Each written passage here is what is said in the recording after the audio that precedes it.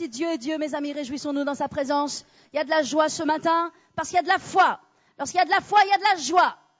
Alléluia. Et lorsque nous avons l'honneur et le privilège de pouvoir nous assembler et de louer l'Éternel, mes amis, la puissance du Saint-Esprit est là.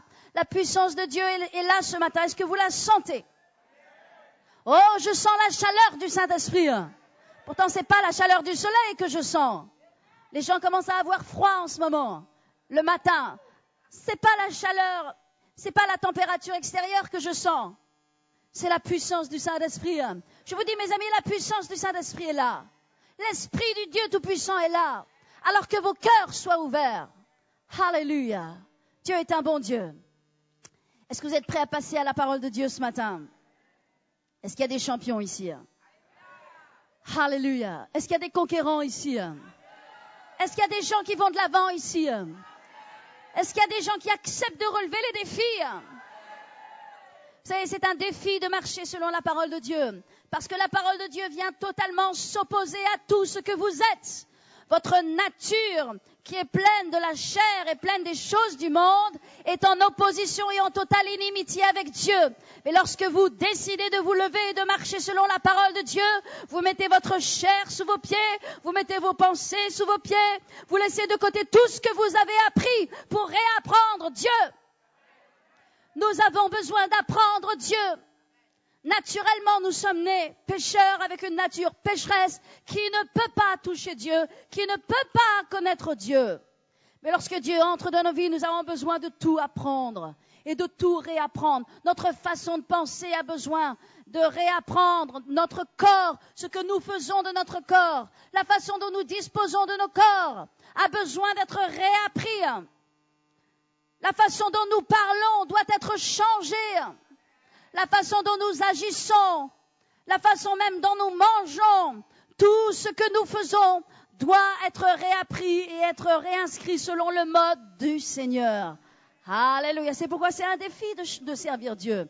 Parce que c'est un défi de suivre Dieu. Parce que nous avons besoin de changer des choses. Mais le changement, c'est bon. Dites le changement, c'est bon. Ce matin, ce n'est pas tellement que j'aimerais vous parler du changement, quoique c'est toujours bon.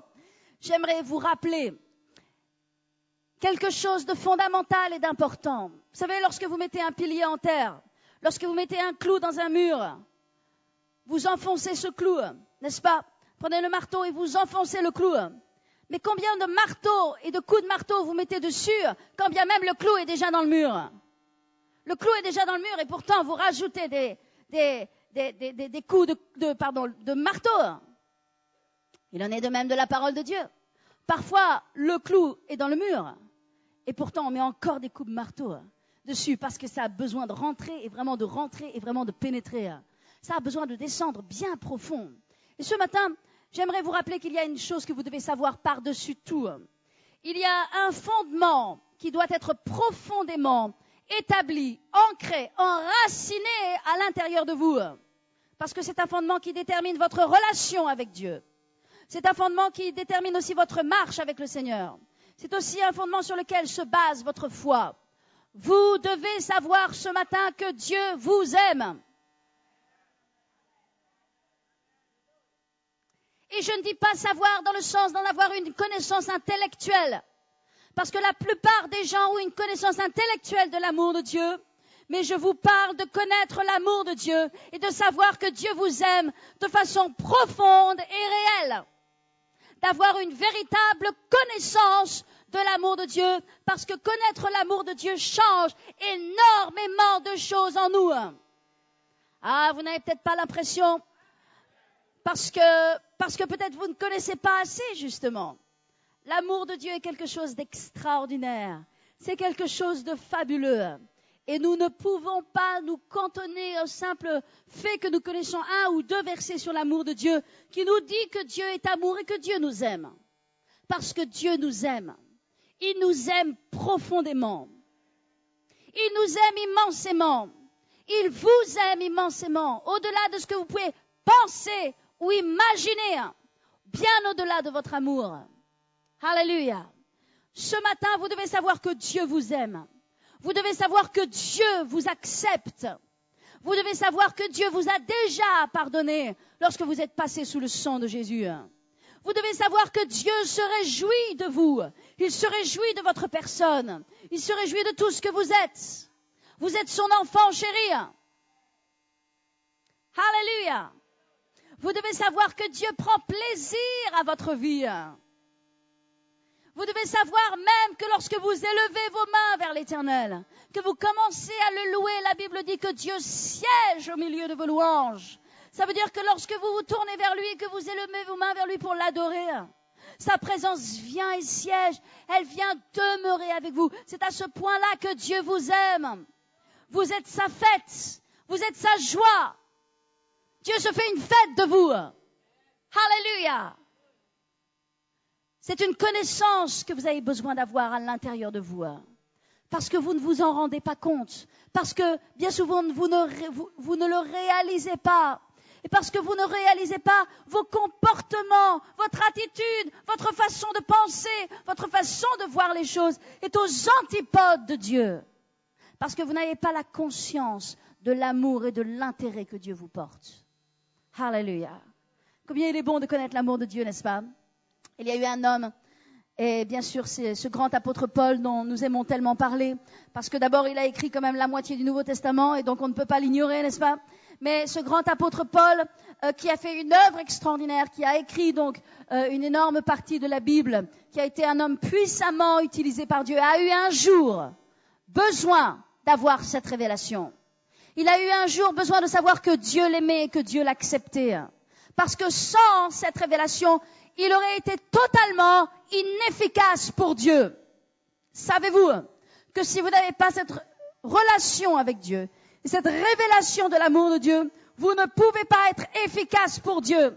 Vous serez toujours emmêlé dans un tas de liens, empêtré dans un tas de pensées, et vous n'aurez jamais les mains libres pour faire ce que Dieu vous demande de faire, parce que vous allez être pris de culpabilité, vous allez être pris de remords, vous allez être pris de pensées négatives, vous allez être pris de peur, vous allez être pris d'angoisse, et vous n'allez plus voir la voix et l'amour de Dieu sur votre vie.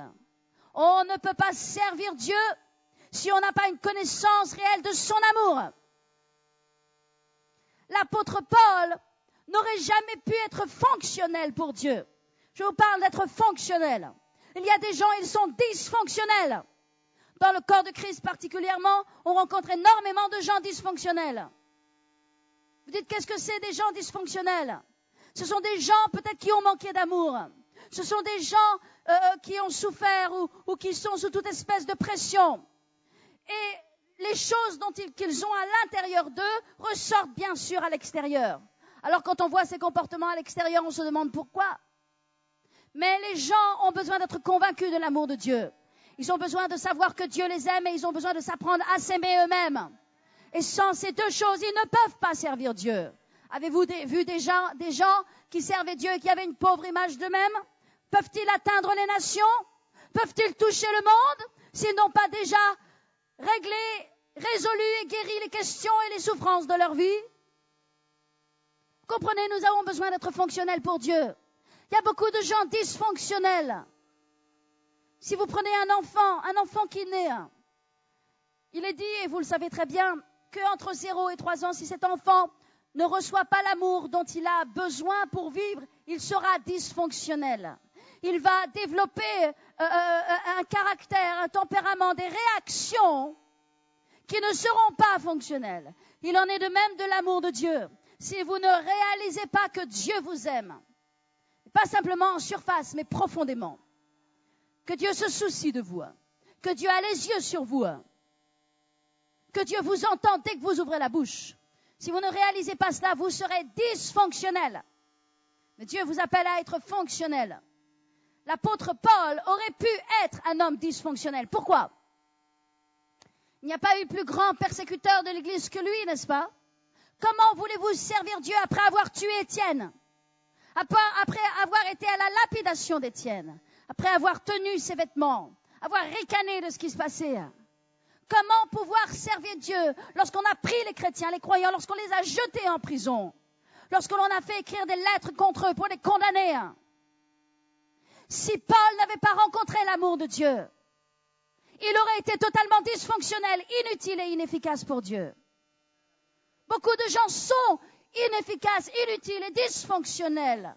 Mais ils ont besoin de régler les problèmes de leur vie. Ils ont besoin de mettre un terme à toutes ces pensées démoniaques et charnelles qui viennent de leur enfance, de leur passé, qui les poursuivent et qui les empêchent d'être équilibrés pour Dieu. Dieu utilise des gens équilibrés. Est-ce que vous savez cela? Dieu utilise des gens qui ont les pieds sur terre. Dieu utilise des gens qui ont du bon sens. Dieu utilise des gens qui savent se comporter. Dieu ne peut pas utiliser des gens qui sont comme une boule de pique. Lorsque vous approchez d'eux, vous vous faites piquer. Lorsque vous les touchez, vous avez l'impression que c'est un petit chat et c'est un hérisson. Vous avez déjà rencontré des gens comme ça?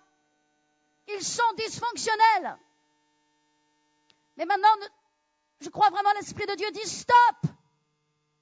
On ne peut pas non plus toute notre vie caresser le fait que nous n'avons pas été aimés dans notre enfance. On ne peut pas toute notre vie caresser le fait que nous avons été trahis, que nous avons été déçus, qu'on nous a fait du mal. Au bout d'un moment, il faut se lever sur nos pieds et dire Dieu m'aime, Jésus m'aime, il a payé le prix à la croix et c'est suffisant pour moi. Au bout d'un moment, il faut prendre toutes ces souffrances du passé, toutes ces réactions mauvaises qui nous contaminent la vie, qui contaminent la vie de tout le monde, parce qu'elles pourrissent la vie de tout le monde. Il faut les prendre, les mettre dans un sac poubelle, le fermer et le jeter.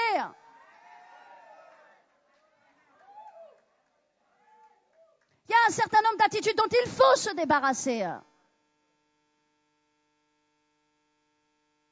Si Paul n'avait pas rencontré l'amour de Dieu, pensez que Jésus est apparu à Paul sur le chemin de Damas. Il était sur son cheval, il galopait à toute allure. Il s'est pris une claque, il en est tombé. Il s'est pas pris une claque physiquement.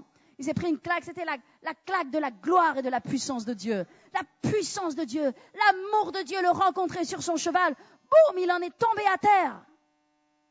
Il s'est à peine relevé, il regardait cette lumière et Jésus lui est apparu. Et lui dit, dis donc, Paul, il te serait dur de regimber contre les aiguillons. Je suis Jésus que tu persécutes. Vous savez que pour que Jésus lui apparaisse comme ça, c'est que Paul, il n'était pas gentil. Parce que moi, j'en ai connu des gens qui faisaient du mal. Mais ils n'ont pas rencontré Jésus qui les a arrêtés sur leur cheval. Paul faisait vraiment du mal. Paul était un meurtrier. Il respirait le meurtre. Au nom de sa religion. Hébreu né d'Hébreu. Pharisien. Dès le 8e jour.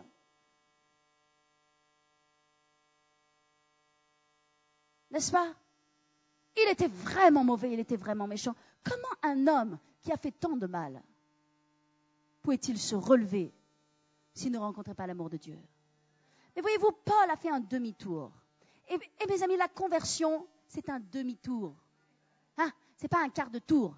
La conversion, c'est je marche dans mon chemin, je fonce avec mes pensées, pouf, je rencontre Jésus, je fais un demi-tour. Hello. Ça, c'est la conversion. Les gens veulent se convertir en faisant ça.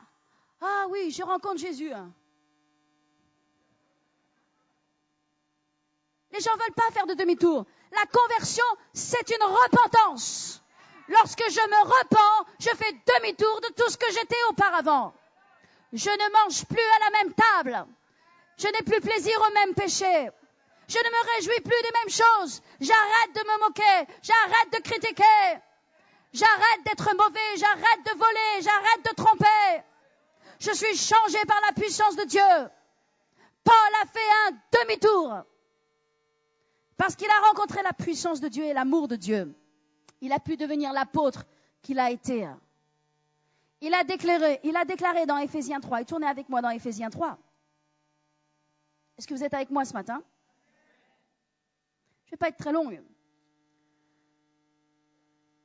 Mais il a déclaré dans Éphésiens 3, au verset 17. Il dit au verset 14, « À cause de cela, je fléchis les genoux devant le Père, de qui toute famille dans les cieux et sur la terre tire son nom, afin qu'il vous donne, selon la richesse de sa gloire, d'être puissamment fortifié dans son esprit, par son esprit dans l'homme intérieur, en sorte que Christ habite dans vos cœurs par la foi. Christ a besoin d'habiter dans nos cœurs par la foi. Je répète, Christ a besoin d'habiter, de demeurer dans nos cœurs par la foi. Parce que nous connaissons Christ, il vit dans nos cœurs. Et parce qu'il vit dans nos cœurs, je pense d'une certaine façon. Je réagis d'une certaine façon. Lorsque l'ennemi vient pour me dévorer ou me mordre, je sais que mon Dieu m'aime. Et je sais que mon Dieu ne le permettra pas. Christ habite dans mon cœur par la foi. En sorte que Christ habite dans vos cœurs par la foi, étant enraciné et fondé dans l'amour. Dans l'amour de quoi? Dans l'amour du monde? Dans l'amour éros? Dans l'amour sentimental? Dans l'amour philéo? Sûrement pas. Étant enraciné et fondé dans l'amour de Dieu. Nos vies doivent être enracinées et fondées dans l'amour de Dieu. J'ai dit enracinées et fondées dans l'amour de Dieu. Le seul moyen d'être fonctionnel pour Dieu, c'est d'être enraciné et fondé dans l'amour de Dieu. Quand je suis déraciné de l'amour de Dieu, je deviens dysfonctionnel. Ça veut dire incapable de servir Dieu, impropre pour le ministère, impropre pour le service de Dieu. Parce que lorsque je ne suis pas convaincu de l'amour de Dieu, j'agis n'importe comment et en d'autres termes, j'agis selon ma chair. Ce n'est plus l'amour de Dieu qui me guide, ce n'est plus ma confiance et ma relation à Dieu qui me guide, c'est ma chair et mes coudes. Vous savez ce que c'est jouer des coudes? Se battre, avancer par les coudes. Hein? Vous connaissez le panier à crabe? Hein? Et voilà ce qui se passe lorsque l'on n'est plus enraciné et fondé dans l'amour. Parce que lorsque l'on est enraciné et fondé dans l'amour, on est paisible. Et la paix de Dieu qui surpasse votre intelligence gardera vos cœurs et vos pensées en Jésus-Christ. Avez-vous déjà vu un bébé à la mamelle? Avez-vous déjà vu une maman qui allaite? Un enfant qui vient de lâcher le sein de sa mère, qui est un enfant repu, satisfait, qui part dans le sommeil dans des bras d'amour. La Bible parle de l'enfant, du bébé à la mamelle. Et c'est ce que nous avons besoin d'être. Lorsque nous avons la conviction de l'amour de Dieu, nous sommes comme un enfant, comme un bébé repu de l'amour de Dieu, incapable de s'angoisser, incapable de s'inquiéter, incapable de devenir nerveux.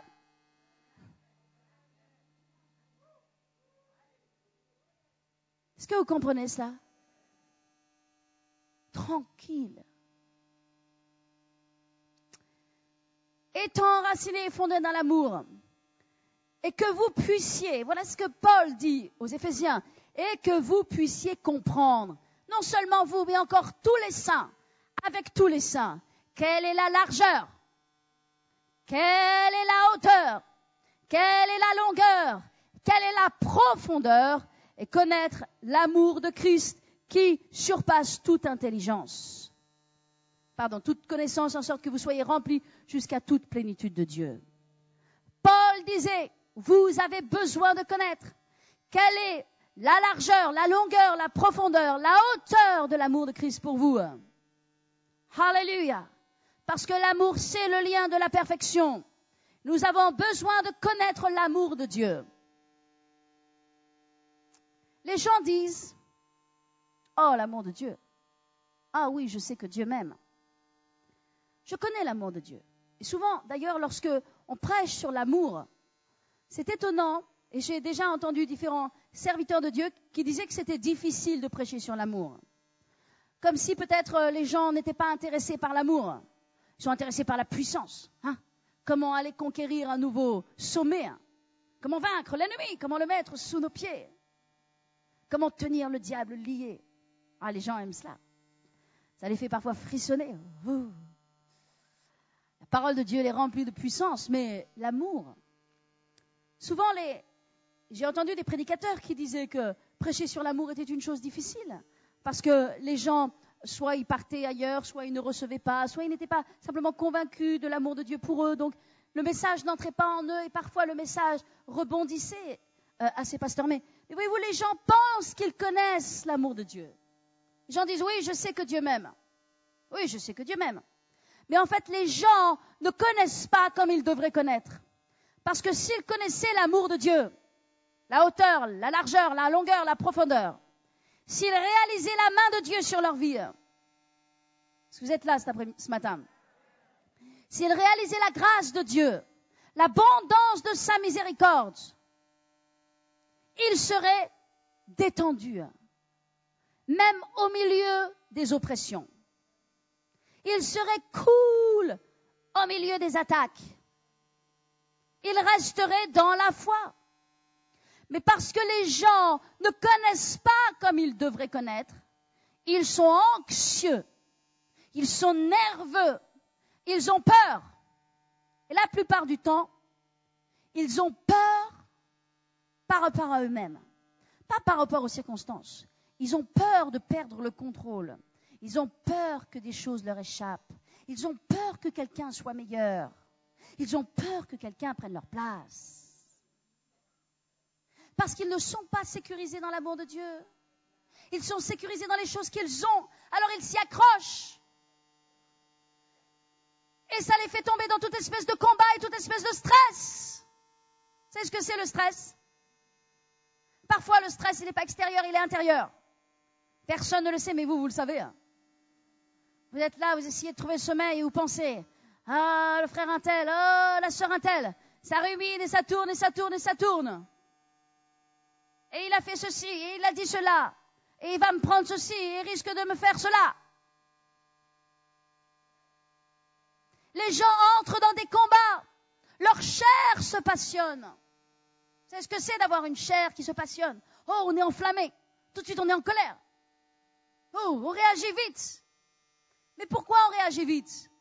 Pourquoi d'ailleurs on réagit? On réagit parce qu'on n'est pas établi.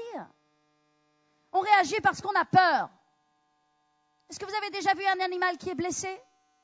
Moi, je me rappelle, j'avais eu une petite anecdote, juste comme cela, une parenthèse. Je me rappelle, j'avais un chat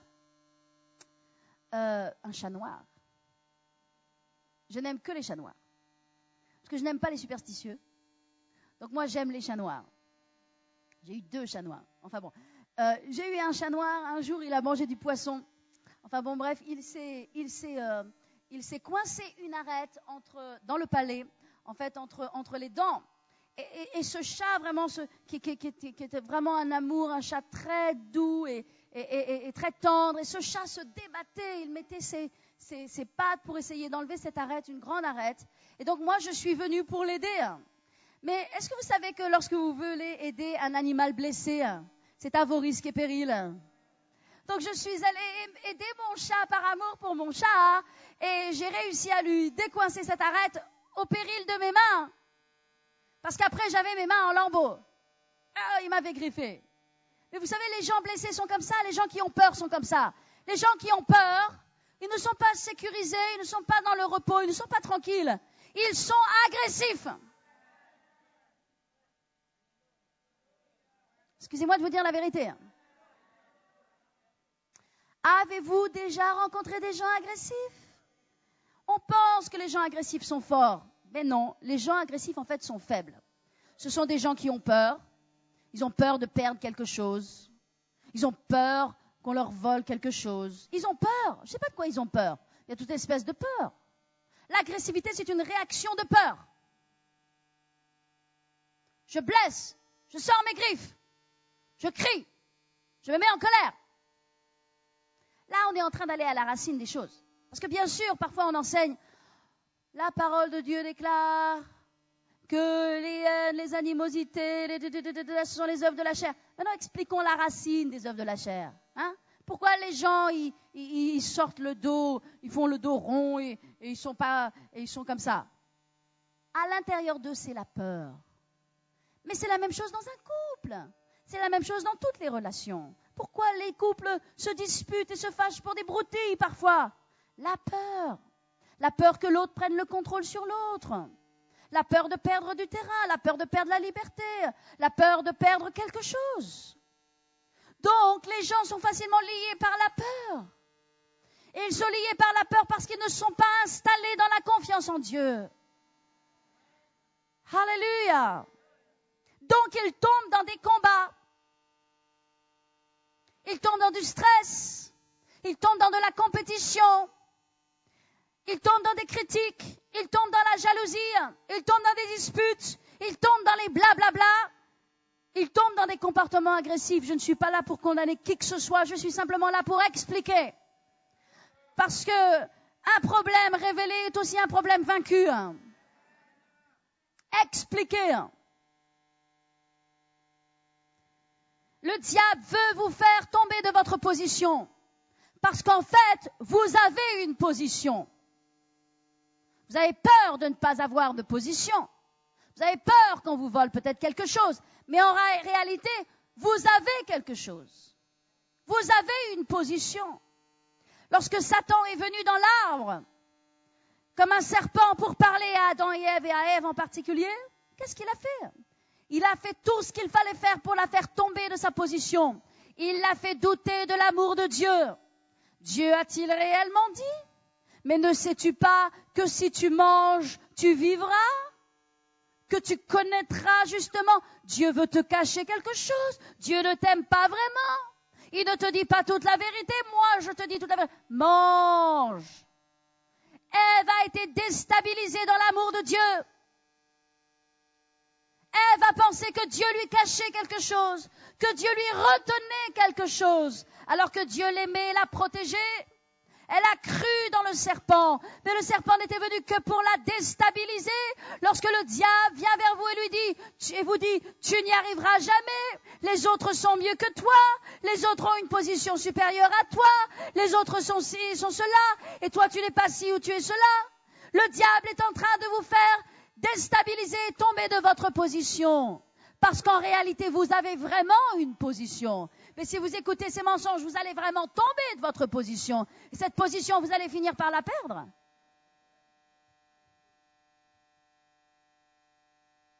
Regardez Caïn et Abel. Est-ce que Caïn avait-il vraiment besoin de tuer son frère Abel? Est-ce que c'est comme ça qu'on élimine les problèmes? En éliminant les gens, on élimine les problèmes? Non.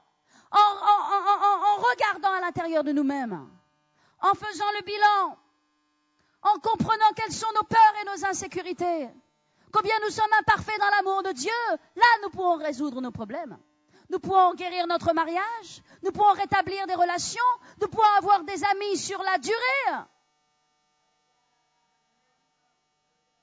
Pourquoi les gens se disputent? Pourquoi les gens se froissent?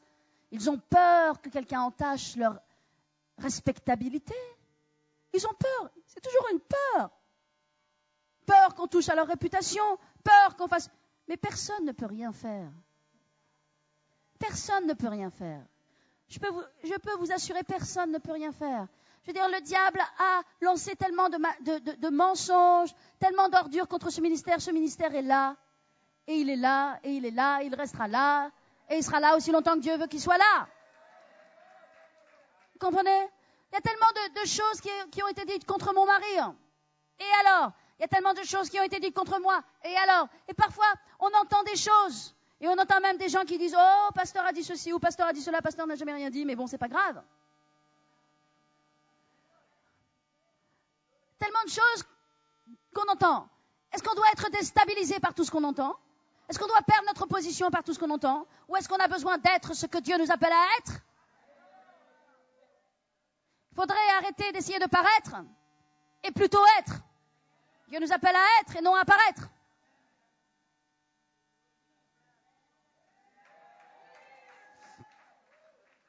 Caïn n'avait pas besoin de tuer Abel. Caïn avait besoin simplement d'écouter le Seigneur et de vérifier sa position. Mais il a pensé, Abel est une menace pour moi. Oh, Abel est meilleur que moi. Oh, Abel est plus grand que moi. Oh, Abel fait mieux que moi. Oh, Abel a l'amour de Dieu pour moi. Non, Dieu aimait Abel autant que Caïn et Caïn autant qu'Abel. Il avait besoin de simplement vérifier le tir, de corriger le tir. Vous voyez comment le diable déstabilise les gens, il les fait tomber de leur position. Idem pour David et Saül. Et idem pour tellement de personnes. Les disciples, bien souvent, ont été animés dans leur chair. Leur chair était enflammée par toute espèce de choses. Parce qu'ils n'étaient parfois ils étaient insécurisés. Ils se disaient, Oh, Jésus aime plus celui-là que celui-là. Et qui sera le plus grand dans le royaume de Dieu? Et qui sera celui-ci? Et qui sera cela? J'aime tellement l'histoire du tombeau, n'est-ce pas? Lorsque les femmes sont parties au tombeau et qu'elles sont allées, Marie Magdala est allée, elle a vu le tombeau était vide, elle est revenue, elle en a parlé aux frères. Et la Bible dit que Jean et Pierre qui se menaient une compétition de première classe, parfois, Jean et Pierre ont couru au tombeau. J'aime ces versets, j'ai pas pris la référence, mais c'est dans Jean. Et il est dit que Jean, le disciple que Jésus aimait, Jean, a couru plus vite que Pierre. Je me dis, mais parfois, ça résume tellement les gens et on pense que ça se passe dans le monde. Mais non. Nous, les chrétiens, vous savez, nous sommes dans une situation très spéciale. Jésus a été crucifié. Le maître a été enseveli. Et bien, dans cette situation-là, ils arrivent sur le chemin à faire la course. Comprenez ça? Voyez la maturité. Qui est-ce qui va arriver le premier? Mais je vais courir plus vite que toi, tu vas voir. Et Jean, qui n'était pas moins charnel que Pierre, Jean a couru plus vite que Pierre. Ils se sont fait la course sur le chemin du tombeau. Non, mais c'est incroyable. Non, mais c'est fou. On est capable de ça, nous. Je peux vous assurer qu'on en est capable. Notre nature humaine en est totalement capable. Il faut abandonner. Il faut laisser tomber. Jacques, l'apôtre Jacques, tournez dans Jacques. Vous savez, l'apôtre Jacques a parlé de la sagesse. Je pense qu'il avait besoin d'avoir beaucoup de sagesse en tant que pasteur de l'église, de la grande église de Jérusalem. Ce n'était sûrement pas toujours simple. L'apôtre Jacques a parlé de beaucoup de choses importantes. Il a parlé de se réjouir dans les souffrances, de se réjouir dans les épreuves. Il a condamné le favoritisme. Il a parlé contre la langue, expliquant à sa congrégation que la langue était un feu dangereux, était un brasier qui pouvait embraser une grande forêt. Et il a parlé aussi, regardez dans Jacques 4, verset 1, il parle à l'église, il dit d'où viennent les luttes, d'où viennent les querelles parmi vous? N'est-ce pas vos passions qui combattent dans vos membres? Vous convoitez, vous ne possédez pas, vous êtes meurtriers et envieux, et vous n'avez pas, et vous ne pouvez pas obtenir. Vous avez des querelles et des luttes et vous ne possédez pas parce que vous ne demandez pas, etc. Qu'est-ce que l'apôtre Jacques est en train de dire? Il est en train de dire, quand vous êtes insécurisé, il y a des passions qui sont animées dans vos corps. Il disait, vous vous battez, vous luttez, vous avez des querelles parmi vous, mais qu'est-ce que c'est si ce n'est que des passions? Mais mes amis, lorsque vous connaissez l'amour de Dieu, vous n'avez pas besoin d'être animés par des passions. Lorsque vous connaissez l'amour de Dieu, vous êtes sûr de vous-même, vous êtes sûr de votre appel, vous êtes sûr de votre position. Vous ne pouvez pas être déstabilisé. En d'autres termes, vous êtes serein, vous êtes tranquille, vous êtes paisible. Satan n'a pas de prise sur vous. Alléluia. Vous avez besoin d'être amoureux de Dieu. Je peux vous dire, c'est merveilleux d'être amoureux. Faites-moi un sourire. C'est merveilleux d'être amoureux, n'est-ce pas? Y a-t-il quelqu'un ici qui a déjà été amoureux? Levez vos mains que je vois un peu. Oh, alléluia. Donc il y a beaucoup de gens, ils vont comprendre ce que je vais dire maintenant. Vous avez besoin d'être amoureux de Dieu. Dieu vous aime et vous avez besoin d'aimer Dieu. Vos yeux doivent simplement être concentrés sur Dieu. Essayez d'oublier tout ce que le diable essaie de faire comme tapage autour de vous pour vous déconcentrer. Simplement soyez en amour avec Dieu. Regardez comment sont les amoureux. Est-ce que vous vous rappelez lorsque vous étiez amoureux? Est-ce que vous vous rappelez lorsque vous étiez fiancé? Faites-moi un beau sourire. Moi, je vais vous dire comment vous étiez lorsque vous étiez fiancé. Vous étiez absent distrait, distant, mais pas distant de la mauvaise façon. Hein. Vous étiez dans les nuages, vous étiez ailleurs. Si vos parents ou je sais pas vous disaient « Oh, tu dois faire ci, tu dois faire cela », oui. Alors qu'avant, vous vous mettiez en colère. Avant, vous râliez. Mais là, vous n'avez plus le temps. Vous êtes amoureux. Les gens ont besoin d'être amoureux de Dieu. Les gens ont besoin de revenir à leur premier amour. N'est-ce pas? L'amour vous transforme. Moi, je me souviens de jeunes femmes lorsque j'étais au lycée. Ça, c'est la puissance de l'amour. Parce que l'amour, c'est puissant. L'amour, on peut dire, c'est l'arme fatale de Dieu. C'est l'arme fatale numéro 1. Et aussi l'arme fatale numéro 2. Dieu a ses armes fatales. L'amour, c'est une arme fatale. Ça a éteint tous les traits enflammés du malin. Parce que l'amour n'échoue jamais. Parce que l'amour ne périt jamais. Parce qu'il y a la foi, l'espérance et l'amour, mais l'amour est au-dessus et supérieur à toutes ces choses. Lorsque j'étais au lycée, je me souviens de quelques personnes, juste une petite anecdote aussi ce matin, rien de très spirituel ou très profond, mais je me souviens de quelques personnes, des jeunes personnes qui étaient au lycée et qui n'étaient pas coquettes, qui étaient un petit peu enveloppées, qui ne faisaient pas tellement attention à elles et qui étaient étudiantes, ni plus ni moins. Et puis, je me souviens, quelques années plus tard, les avoir croisées dans la rue. La même personne un peu boutonneuse qui était comme ça au lycée, en peu de temps, était devenue une belle jeune femme, très mince, très apprêtée, entièrement différente. Oui, mais elle tenait la main d'un garçon. Et elle était fiancée. L'amour change les gens. Ça les change physiquement, parce qu'ils se mettent à vivre d'amour et d'eau fraîche. Vous savez, lorsque l'on est amoureux, on n'a plus les mêmes appétits. La vie change. Les gens ont besoin d'être amoureux de Dieu.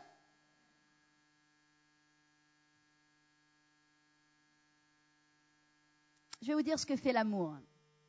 Ce que fait l'amour de Dieu pour vous. Lorsque vous avez la révélation de l'amour de Dieu pour vous. L'amour vous change à l'intérieur et à l'extérieur. L'amour vous transforme. L'amour vous rend heureux. L'amour aussi vous donne de l'assurance. Est-ce que c'est vrai ça? Vous avez l'impression que vous pouvez vaincre le monde. Vous avez l'impression que vous et votre fiancé, votre mari, vous et votre Seigneur, vous êtes les seuls au monde. Plus rien ne compte. La terre peut s'arrêter de tourner. Mais tout va bien pour vous. Parce que l'amour vous donne de l'assurance. L'amour vous donne de la force. Et aussi une chose très importante, l'amour vous sécurise. L'amour vous calme. Elle calme les angoisses, les peurs, les inquiétudes qu'il peut y avoir dans vos vies.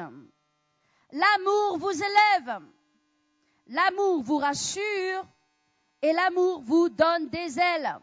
Alléluia. Donc vous devez rester dans l'amour. Vous devez comprendre que Dieu vous aime. Le processus, je vais terminer avec cela, le processus de transformation qu'accomplit l'amour à l'intérieur de vous. Vous rencontrez l'amour de Dieu. Vous découvrez l'amour de Dieu. Vous avez une révélation de l'amour de Dieu. Vous connaissez l'amour de Dieu. Qu'est-ce qui se passe? Lorsque vous connaissez l'amour de Dieu, vous apprenez à vous aimer vous-même. Parce que Dieu vous accepte, parce que Dieu vous aime, vous arrêtez d'être en lutte et en combat avec vous-même. Il est temps d'arrêter de perdre votre temps à vous abaisser, à vous flageller, à vous dire que vous n'êtes jamais assez bon, à vous descendre par toute espèce de pensée et de paroles, parce que le diable infiltre ces pensées. Il est temps de bâtir à l'intérieur de vous l'image de Dieu en vous. Il est temps, c'est crucial, c'est vital pour votre vie, pour votre avenir et pour votre service pour Dieu. Si vous ne bâtissez pas à l'intérieur de vous l'image de Dieu en vous, la façon dont Dieu vous voit, on vous a peut-être dit toute votre vie que vous étiez un imbécile, que vous étiez un nigo, que vous n'arriverez jamais. Ça a détruit l'image mentale qui est à l'intérieur de vous. L'amour de Dieu vient et rebâtit cette image. Vous devez avoir impérativement confiance en vous-même. Parce que si vous n'avez pas confiance en vous-même, personne n'aura confiance en vous. Et personne ne vous donnera confiance en vous-même. Vous devez croire que vous êtes beau et belle. Vous devez avoir confiance dans le physique que Dieu vous a donné. Vous devez avoir confiance dans l'intelligence que Dieu vous a donnée. Vous devez avoir confiance dans les capacités que Dieu vous a données. Vous devez avoir confiance en vous-même. La Bible dit, n'ayez pas une trop haute opinion de vous-même. Je ne parle pas de cela. Je parle d'avoir une confiance saine en vous-même. Pourquoi ? Parce que lorsque Dieu m'aime, je m'aime. Et lorsque je m'aime, je suis capable d'aimer les autres.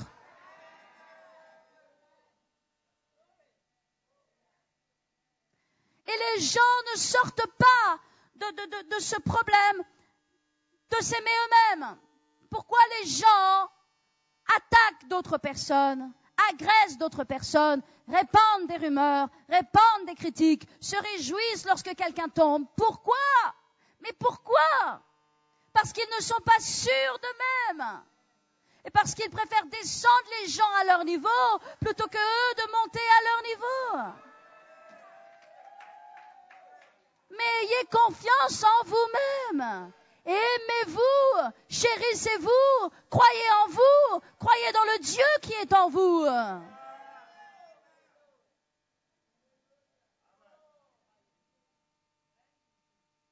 Apprenez à vous accepter, apprenez à vous aimer, apprenez à vous pardonner. Si Dieu est capable de vous aimer, alors vous avez le droit de vous aimer aussi. Je reçois l'amour de Dieu. J'apprends à m'aimer moi-même. Je résous une fois pour toutes les problèmes de ma vie, de mon passé, de ce que j'ai entendu, de ce que j'ai cru à mon sujet. J'arrête de croire que je suis en dessous de la moyenne, que les autres sont mieux que moi. J'arrête, je brise tous ces sentiments d'infériorité qui me tiennent, qui me lient. Et parce que je remonte dans mon estime, et que je deviens une personne importante, parce que mon Dieu m'aime, et parce que j'ai de la valeur aux yeux de Dieu, et donc de la valeur à mes yeux, là, je peux accomplir le commandement de l'Éternel. Tu aimeras le Seigneur de tout ton cœur, de toute ton âme, de toute ta force, de toute ta pensée, et ton prochain comme toi-même. Alléluia. Sinon, je ne peux pas, aussi longtemps que je suis dysfonctionnel, aussi longtemps que j'agresse les autres, que je n'ai pas confiance en moi-même, Dieu ne peut pas m'utiliser. Vous ne comprenez pas cela. Dieu ne peut pas, il ne peut pas, il voudrait, il aimerait. Vous avez déjà appris tellement de choses. Vous êtes déjà devenus des maîtres, la Bible dit. Vous connaissez la parole de Dieu, mais aussi longtemps que vous n'avez pas une estime et un amour correct, convenable pour vous-même, vous ne pouvez pas aimer les autres. Si vous ne pouvez pas aimer les autres, vous n'êtes pas un matériel utilisable entre les mains de Dieu. Les gens veulent ministère. Les gens veulent servir Dieu. Ils ne peuvent pas. Et ils ne pourront pas. Et Dieu ne pourra pas ouvrir de porte aussi longtemps qu'ils ne règlent pas leurs problèmes personnels. Aussi longtemps qu'ils n'acceptent pas de faire face aux peurs et aux insécurités qui les lient. Et une fois qu'ils seront sortis de cela, ils seront capables d'être utilisés par Dieu. Parce que Dieu ne peut pas utiliser un hérisson. Dieu ne peut pas utiliser un porc-épic. Dieu ne peut pas utiliser quelqu'un qui pique et qui mord tous les 4 matins et pour rien. Dieu peut utiliser des gens sécurisés dans l'amour de Dieu et dans l'amour pour eux-mêmes. Parce que lorsque je suis en accord avec mon Dieu et en accord avec moi-même, je peux tendre la main à l'autre. Je peux l'aimer, je peux l'élever, je peux le chérir, je peux lui dire tout ce que Dieu veut lui dire. Je peux être utilisé entre les mains de Dieu. Fermons nos yeux ce matin.